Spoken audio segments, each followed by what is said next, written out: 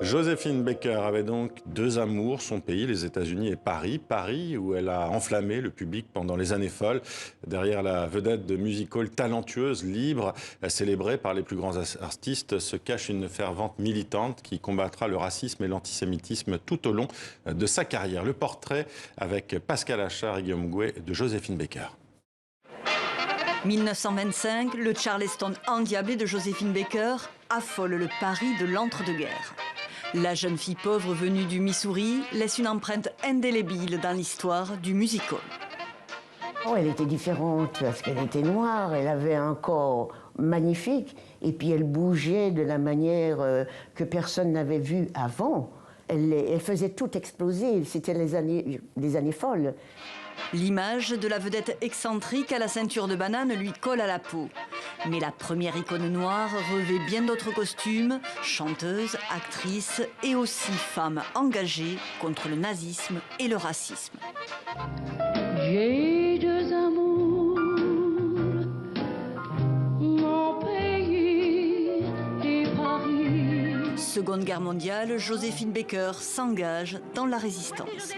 Oui, le lieutenant Joséphine Baker. Elle joue un rôle dans le contre-espionnage de la France libre. Elle est dans les mondanités, donc elle récupère des informations qu'elle fait savoir du côté des services du général de Gaulle à Londres. L'un de ses plus beaux combats restera aussi cette famille arc-en-ciel qu'elle a eu à cœur de fonder, 12 enfants adoptés de différentes nationalités.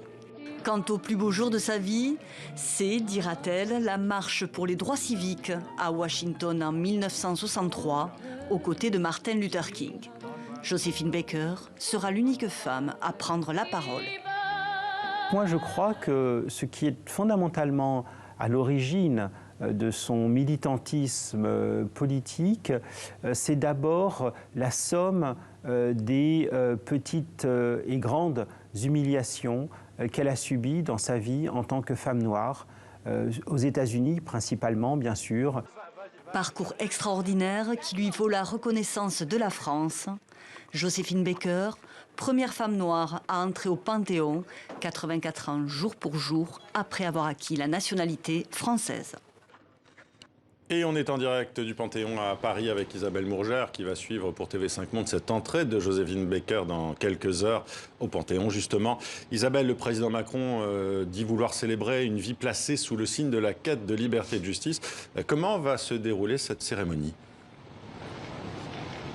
Alors, Marianne, le coup d'envoi sera donné à 17h30, ce qui s'annonce déjà spectaculaire puisqu'il fera quasiment nuit à cette heure-là.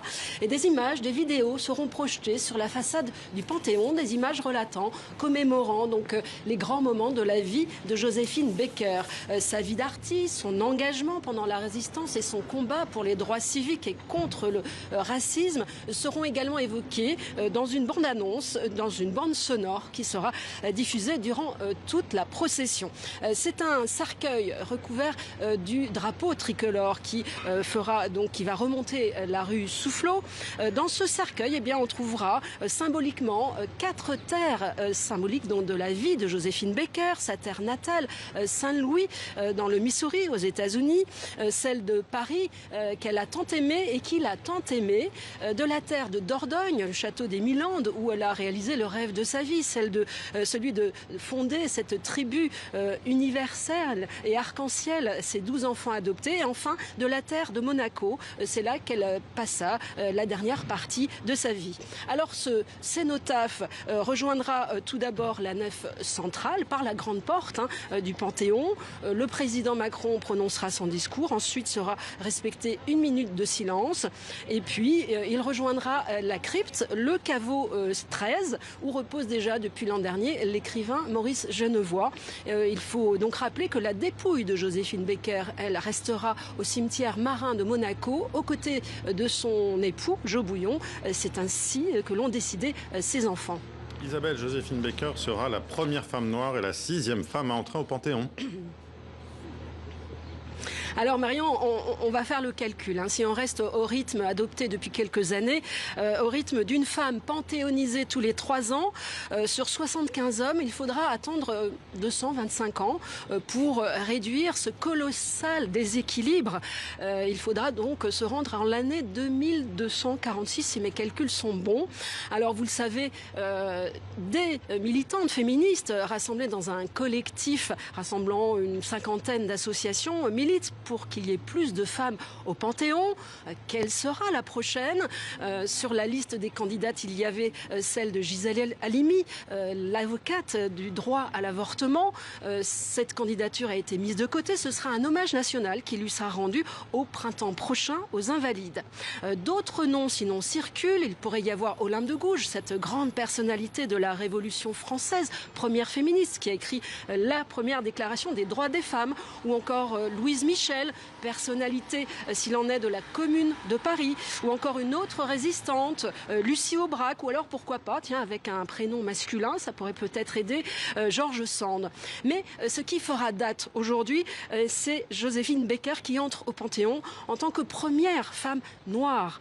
Alors, il y a d'autres femmes noires qui peuvent elles aussi postuler au statut d'héroïne de la France. Les militantes me soufflaient ces derniers jours les noms, par exemple, des sœurs Nardal, qui furent les précurseuses du concept et du mouvement de la négritude, si cher à Léopold Sédar Senghor, ou encore, pourquoi pas, une femme d'eux, Suzanne Césaire, qui ne fut pas que l'épouse d'Aimé Césaire, dont une plaque d'ailleurs a été installée au Panthéon. Elle fut aussi, elle, une écrivaine, une essayiste. Enfin, en attendant donc le nom de la prochaine élue, je voudrais faire une petite suggestion. En tout cas, les militantes se mobilisent pour cela. On pourrait déjà commencer par réécrire cette célèbre phrase qui domine en haut du fronton du Panthéon et ajouter alors aux grands hommes et aux grandes femmes la patrie reconnaissante.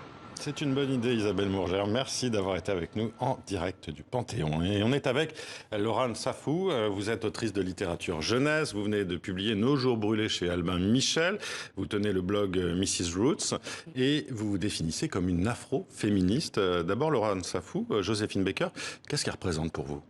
Je pense que comme pour beaucoup de femmes, c'est un symbole déjà de quelqu'un qui a su s'engager politiquement, notamment en faisant fi des difficultés personnelles qu'elle a dû dépasser, mais aussi en choisissant de porter des luttes tout en étant publiquement visible.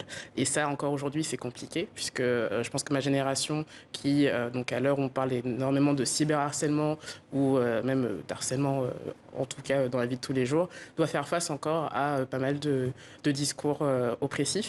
Donc si elle a su le faire à son époque, je pense qu'on peut tirer un peu d'inspiration de ça. Elle a ouvert la voie, selon vous ? Comme beaucoup d'autres femmes, oui. Oui, comme beaucoup d'autres femmes. C'est vrai qu'il a été cité, les sœurs Nardal. C'est vrai qu'il a, je pense aussi à... Ils sont un peu réhabilités en ce moment, on en parle. Oui, tout à fait. Tout à fait. Et puis surtout, à des femmes aussi qui sont plus proches de nous. C'est vrai qu'on parle beaucoup de femmes dont on retient les noms, mais je pense qu'il y a beaucoup d'anonymes. Beaucoup d'anonymes, que ce soit dans nos familles ou dans nos proches, ou même des personnes qui ont marqué en fait, des parcours personnels, qui nous amènent, en tout cas aux femmes d'aujourd'hui, à avoir une conscience féministe par rapport aux difficultés que l'on peut rencontrer. Cette entrée de Joséphine Baker au Panthéon, que dit-elle symboliquement pour vous ? C'est important ? Je pense que c'est important dans le sens où on aura toujours besoin de symboles qui rappellent que le racisme, entre autres discriminations, la xénophobie, l'antisémitisme, ne sont toujours pas acceptables et ne le seront jamais. Maintenant, c'est vrai que rendre hommage à ces symboles, c'est aussi proposer des actes et des politiques concrètes de lutte contre ces discriminations. Or, on n'y est pas encore et je pense qu'il y a encore beaucoup d'améliorations qui doivent... Ce que vous voulez dire, malgré tout, c'est vrai que dans cette pré-campagne présidentielle qui est très marquée à l'extrême droite avec les thèmes identitaires, sécuritaires, c'est un symbole fort, certes, mais que c'est peut-être aussi une bonne opération pour Emmanuel Macron de se démarquer justement de ces candidats comme Marine Le Pen ou Éric Zemmour. Il faudrait aller plus loin encore, plus loin que le symbole. Il faudrait aller plus loin que le symbole, sachant qu'aujourd'hui encore, pendant que l'on parle justement de ce symbole-là, il y a toujours des personnes migrantes que l'on déloge, dont on arrache les tentes. Il y a toujours des personnes qui sont victimes de discrimination, même de violence physique pour la raison de leur confession religieuse ou de leur couleur de peau. Donc les actes, enfin les symboles oui, mais les actes, où sont-ils? On les cherche encore. Alors dans vos livres, hein, pour la jeunesse justement, vous travaillez sur ces valeurs-là, sur dépasser justement tous ces clichés, tous ces stéréotypes sur le racisme. C'est quelque chose aussi qui permet de diffuser, d'être pédagogue. C'est aussi ça votre travail? C'est un travail militant en fait. Oui, et puis je pense que c'est surtout s'adresser en fait à tous que de proposer finalement d'autres imaginaires où finalement beaucoup sont encore absents, que ce soit en termes de représentation de différentes minorités ethniques ou d'enfants ayant des handicaps, etc. Toutes les personnes que l'on voit dans la rue ne sont pas encore dans cette littérature que l'on prône comme étant universelle. Donc ma contribution à mon échelle est de proposer différents livres pour enfants qui abordent à la fois des thématiques qui sont liées à mon vécu de femme noire en France, mais qui sont aussi des histoires qui peuvent toucher tout le monde. Et je crois que c'est important de montrer que cet universel-là a différents visages. Vraiment. Dans une interview au Monde Afrique, hein, vous disiez justement qu'il y avait un problème sur la diversité dans votre milieu, celui de la littérature jeunesse. Vous lui reprochez à ce milieu, je vous cite, hein, d'attendre des lecteurs, quel qu'il soit, de s'identifier à un personnage type. Très souvent, ce personnage type est masculin, blanc, mince, valide. Tout à fait. Et je pense que là où encore il y a toujours ce discours encore présent dans le monde de l'édition que c'est une prise de risque que de ne pas proposer un personnage qui correspondrait à cette espèce de modèle type, non, toutes les histoires ont quelque chose à raconter. De la même manière que moi, j'ai su m'identifier à d'autres personnages qui ne me ressemblaient pas. Pourquoi ce serait plus difficile justement de se sentir identifié par la petite fille Adé dans Papillon Noir ou même Sophia dans La Demeure du Ciel, qui est une petite fille qui voudrait juste rencontrer sa grand-mère. Donc des émotions qui sont propres finalement à toutes. Petite justement, vous aviez des référents dans les littératures jeunesse ou pas? Pas du tout. Et c'est bien ça qui m'a marqué, enfin qui a marqué finalement mon rapport à la littérature, c'est d'avoir passé mon temps finalement à me chercher, parfois à me trouver et m'apercevoir par des personnages secondaires, comme je pense à Rémi notamment dans la bande dessinée Tom Tom et Nana.